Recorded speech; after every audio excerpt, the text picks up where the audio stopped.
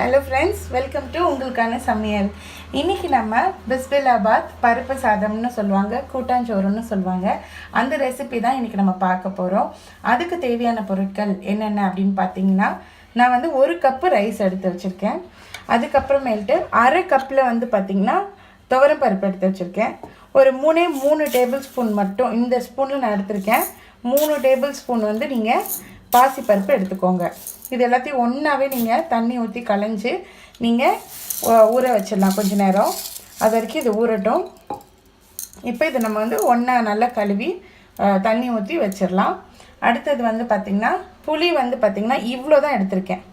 இந்த சைஸ் தான் புளி எடுக்கணும், இதுக்கு மேலே புளி எடுக்கக்கூடாது. இதுக்கு வந்து புளி ஜாஸ்தியாக சேர்க்கக்கூடாது. ஸோ புளி வந்து 1 இன்ச் அளவுக்கு எடுத்திருக்கேன் நான். அதை இவ்வளோ தண்ணியில், அதாவது ஒரு 1/4 டம்ளர் தண்ணியில் இதை நான் வந்து ஊற வச்சுருக்கேன். அடுத்ததாக இந்த பிஸ்பில்லாபாத் செய்கிறதுக்கு நம்ம ஸ்பெஷலாக ஒரு பொடி செய்ய போகிறோம். அதுக்கு என்னென்ன பொருட்கள் தேவைன்னு சொல்லிடுறேன். துவரம் பருப்பு வந்து பார்த்திங்கன்னா நான் ஒரு டேபிள் ஸ்பூன் எடுத்து வச்சுருக்கேன். அதே மாதிரி கடலைப்பருப்பு பார்த்திங்கன்னா கொஞ்சமாக ஒரு அரை டேபிள் ஸ்பூன் எடுத்து வச்சுருக்கேன். அதுக்கப்புறம் இது வந்து பார்த்திங்கன்னா கசகசா ஒரு 1/4 டீஸ்பூன் எடுத்து வச்சுருக்கேன். அதுக்கப்புறம் என்னென்னு பார்த்தீங்கன்னா வரமிளகா உங்கள் காரத்துக்கு ஏற்ற மாதிரி நீங்கள் போட்டுக்கோங்க. நான் வந்து ஒரு 3 வரமிளகா மட்டும் எடுத்து வச்சுருக்கேன். அதுக்கப்புறம் மிளகு ஒரு டீஸ்பூன் எடுத்து வச்சுருக்கேன். பட்டை, மேசு, கிராம்பு, அதுக்கப்புறம் ஒரு ஏலக்காய் எடுத்து வச்சுருக்கேன். தனியாக எடுத்து வச்சுருக்கேன். இது எல்லாத்தையுமே நான் எப்படி வறுத்து நான் பொடி பண்ணணும்னு சொல்லிவிட்டு உங்களுக்கு காமிக்கிறேன் இப்போது. இது வந்து நம்ம பிஸ்பில்லாபாத் பவுடர் பண்ணுறதுக்கான தேவையான பொருட்கள் இது. அதுக்கப்புறம் நம்ம சமைக்கிறதுக்கு சின்ன வெங்காயம் ஒரு 10லேருந்து 15 சின்ன வெங்காயம் எடுத்திருக்கேன். ஒரு கொத்து கருவேப்பிலை, கொஞ்சமாக ஒரு 1/4 டீஸ்பூன் வெந்தயம், கடுகு தாளிக்கிறதுக்கு. அடுத்தது வந்து பார்த்திங்கன்னா உருளைக்கிழங்கு முருங்கைக்காவும் எடுத்திருக்கேன் நான் இன்றைக்கி. நீங்கள் எந்த வெஜிடபிள்ஸ் வேணாலும் நீங்கள் சேர்த்துக்கலாம். சப்போஸ் உங்களுக்கு வந்து கேரட்டு, பீன்ஸு, அதுக்கப்புறம் உருளைக்கிழங்கு, கத்திரிக்காய், எந்த காய் வேணாலும் நீங்கள் இதை சேர்த்து நீங்கள் இந்த கூட்டாஞ்சோறு செய்யலாம். தக்காளி பழம் வந்து பார்த்திங்கன்னா சின்ன சைஸாக இருக்கனால நான் 4 தக்காளி பழம் எடுத்து வச்சுருக்கேன். இப்போ நான் ஒரு பேனில் நம்ம எடுத்து வச்சுருக்க ஃபஸ்ட்டு இந்த துவரம் பருப்பை போட்டுக்கலாம். துவரம் பருப்பை மட்டும் ஃபஸ்ட்டு தனியாக வறுத்துடலாம். அதுக்கப்புறம் கடலைப்பருப்பை தனியாக வறுக்கணும். அடுத்தது இது ஒரு 2 நிமிஷம் அந்த கலர் லைட்டாக மாறுற வரைக்கும் வறுத்தா போதுமானது. இதுக்கப்புறமேட்டு நான் இந்த கடலைப்பருப்பு, மிளகு, வரமிளகா எல்லாத்தையும் ஒன்றா சேர்த்துறேன். ஒன்றா சேர்த்து இப்போ இதை நான் நல்லா வறுக்கிறேன். சிம்மில் வச்சே பண்ணிக்கோங்க. ஏன்னா ஹை ஃப்ளேமில் வச்சிட்டிங்கன்னா உங்களுக்கு சீக்கிரமாக கருகிரும். மசாலா எதுவுமே வாசனையும் இருக்காது. அதனால் லைட்டாக சிம்லேயே வச்சு ஒரு 2 நிமிஷம் மட்டும் நம்ம நல்லா இந்த மாதிரி ட்ரை ரோஸ்ட் பண்ணிவிடுங்க. நல்லா எண்ணெய் எதுவுமே சேர்க்கலை. உங்களுக்கு தனியாக அந்த பருப்போட வாசனை உங்களுக்கு வந்து தனியாகவே தெரிய ஆரம்பிக்கும். அந்த ஸ்டேஜில் நம்ம ஆஃப் பண்ணால் போதுமானது. பாருங்கள், ஓரளவுக்கு ட்ரை ரோஸ்ட் ஆகிடுச்சு. இந்த ஸ்டேஜில் இப்போ நான் கசகசா நம்ம எடுத்து வச்சுருக்கேன் 1/4 டீஸ்பூன் கசகசாவையும் சேர்த்து அதுவும் கலர் மாறும். ஸோ அந்த கலர் மாறுற வரைக்கும் மட்டும் வறுத்துட்டு ஆஃப் பண்ணிடலாம். அவ்வளோதான், கலர் மாறிடுச்சு பாருங்கள். அடுப்பு ஆஃப் பண்ணிடலாம்.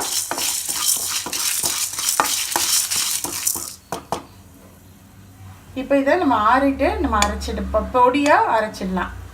நம்ம இப்போ இதை ஆற வச்சுட்டு பொடியை அரைச்சிடலாம். இப்போ நான் ஒரு பேனில் 1 ஸ்பூன் நெய் விடுறேன். இந்த மாதிரி ஒரு ஸ்பூன் நெய் விட்டுட்டு ஒரு 5-6 முந்திரி பருப்பை நான் இதில் வறுத்துக்கிறேன். கொஞ்சம் இன்னும் நல்லா டேஸ்ட்டாக ஃப்ளேவராக இருக்கணுன்றதுக்காக நான் இதை ஆட் பண்ணிக்கிறேன். அவ்வளோதான், செவந்துருச்சு பாருங்கள். இப்போ நம்ம அடுப்பு ஆஃப் பண்ணிடலாம்.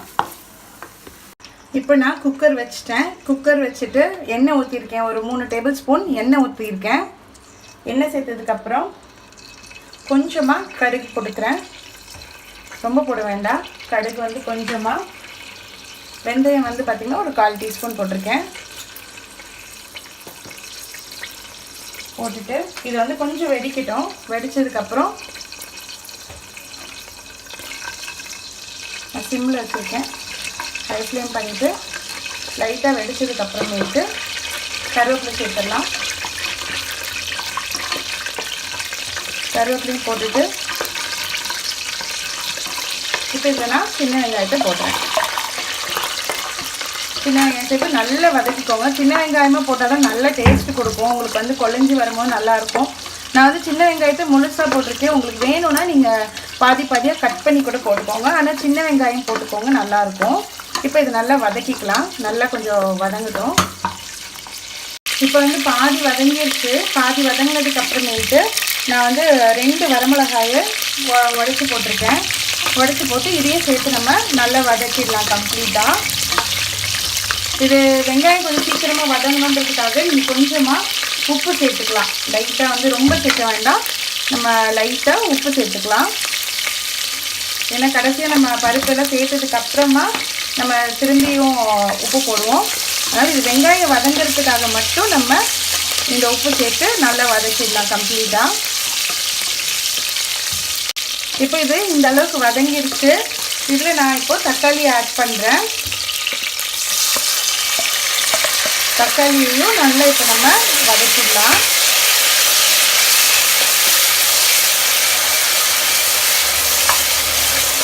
இது நம்ம வந்து செய்யும் போது நமக்கு ஆட்டோமேட்டிக்காக வந்து பார்த்திங்கன்னா நல்லா வதங்கிடும் உப்பு போடும்போது.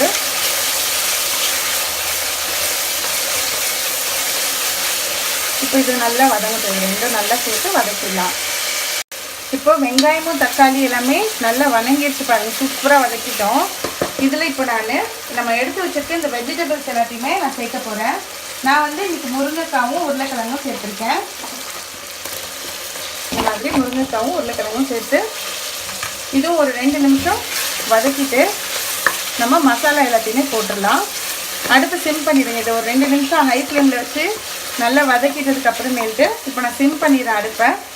சிம் பண்ணிவிட்டு இதுக்கு தேவையான பொருட்கள் எல்லாத்தையுமே நம்ம இப்போ ஆட் பண்ணிக்கலாம். ஒரு 1/4 டீஸ்பூன் மஞ்சள்தூள்,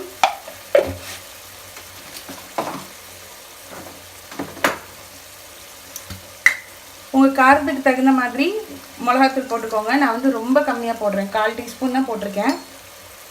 அதுக்கடுத்து மல்லித்தூள் வந்து பார்த்திங்கன்னா நான் வந்து ஒரு 2 டீஸ்பூன் போட போகிறேன்.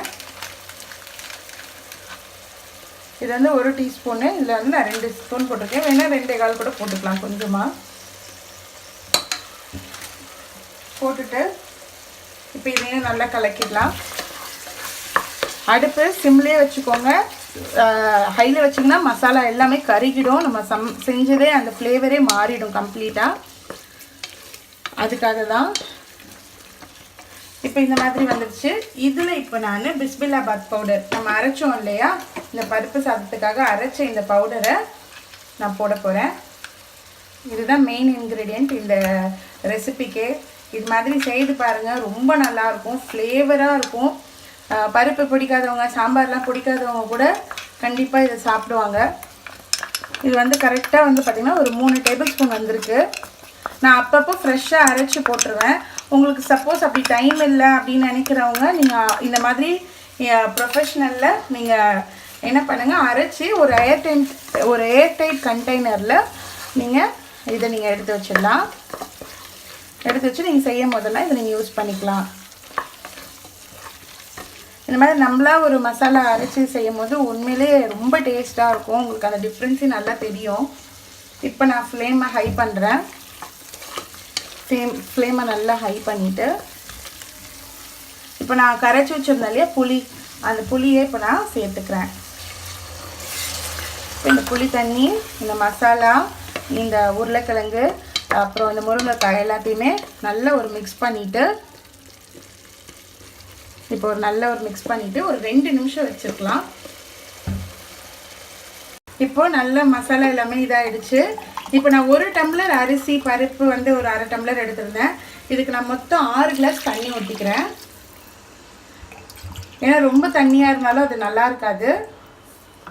6லேருந்து 7 டம்ளர் நீங்கள் தண்ணி ஊற்றிக்கோங்க, உங்கள் அரிசி காண்றதை பொறுத்து. நான் 2 கிளாஸ் ஊற்றிருக்கேன். இப்போது 3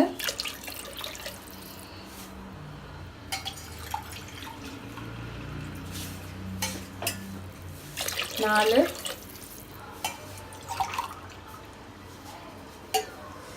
5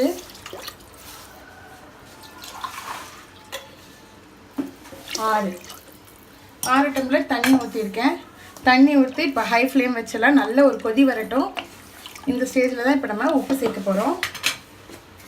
நமக்கு தேவையான அளவுக்கு உப்பு சேர்த்துக்கோங்க. அதாவது அரிசி பருப்பு இந்த குழம்பு எல்லாத்துக்கும் சேர்த்து நம்ம உப்பு போட்டுக்கணும். உப்பு வந்து இப்போ கொதி வரும்போது வந்து பார்த்திங்கன்னா நம்ம டேஸ்ட் பண்ணி பார்க்கும்போது கொஞ்சம் சுள்ளுன்னு இருக்கணும். அப்போ தான் நல்லா அந்த ரைஸுக்கு வந்து கரெக்டாக இருக்கும். இல்லைன்னா உப்பு வந்து கம்மியாயிடும். இப்போ நம்ம கொதிக்க விடலாம் ஒரு 3 நிமிஷம். இப்போ பாருங்கள் நல்லா கொதி வந்துருச்சு ஃப்ரெண்ட்ஸ். இதில் இப்போ நம்ம அரிசியை மட்டும் தனியாக எடுத்து நம்ம இப்போ போட்டுடலாம். இது எல்லாத்தையுமே எல்லா அரிசியுமே சேர்த்து கலந்து விட்டுடலாம். இப்போ பாருங்கள் இதில் கம்ப்ளீட்டாக அரிசி எல்லாமே சேர்த்தாச்சு. சூப்பராக வந்துருச்சு பாருங்கள். இப்போ கிளறி விட்டுடலாம்.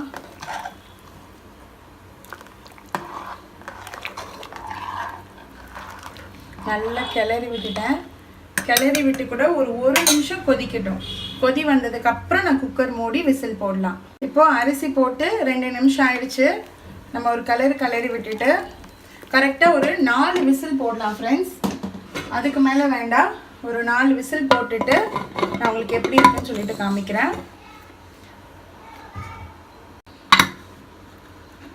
ஹை ஃப்ளேமில் வச்சு நான் ஒரு 4 விசில் விட்டுட்டு உங்களுக்கு இறக்கி காமிக்கிறேன். இப்போ நம்ம விசில் அடங்கிருச்சு. ஓப்பன் பண்ணி பார்க்கலாம் எப்படி வந்திருக்குன்னு சொல்லிட்டு. பாருங்கள் சூப்பராக ரெடி ஆகிடுச்சு. இதுதான் கரெக்டான பதம். ரொம்ப தண்ணி ஊற்றிட்டாலும் நல்லா இருக்காது.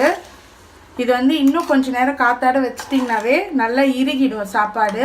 பாருங்கள் முருங்கைக்காய் ரொம்ப அந்த குச்சியெல்லாம் ஆகாமல் எவ்வளோ நீட்டாக வெந்து வந்திருக்கு பாருங்கள். அவ்வளோதான். இப்போ இதில் நான் என்ன பண்ண போகிறேன்னா கொத்தமல்லி தூவுறேன். கொஞ்சமாக கொத்தமல்லி தூவிக்கோங்க. லைட்டாக ஏலக்காய் பொடி இருந்துன்னா ஏலக்காய் பொடி கூட தூவிக்கோங்க. அதுக்கப்புறமேட்டு நான் வறுத்து வச்சிருந்தேன் இல்லையா அந்த நெய்யும் முந்திரி பருப்பும் அதையும் நான் இதில் சேர்த்துறேன். அவ்வளோதான் ஃப்ரெண்ட்ஸ். நம்மளோட ஸ்பெஷலான சூப்பரான பிஸ்பில்லாபாத் பருப்பு சாதம் கூட்டாஞ்சோறு ரெடி ஆகிடுச்சு. நீங்களே எல்லோரும் உங்கள் வீட்டில் ட்ரை பண்ணி பார்த்துட்டு எனக்கு எப்படி இருக்குன்னு கமெண்ட்டில் சொல்லுங்கள். லைக் பண்ணுங்கள், ஷேர் பண்ணுங்கள், சப்ஸ்கிரைப் பண்ணுங்கள். பாய்.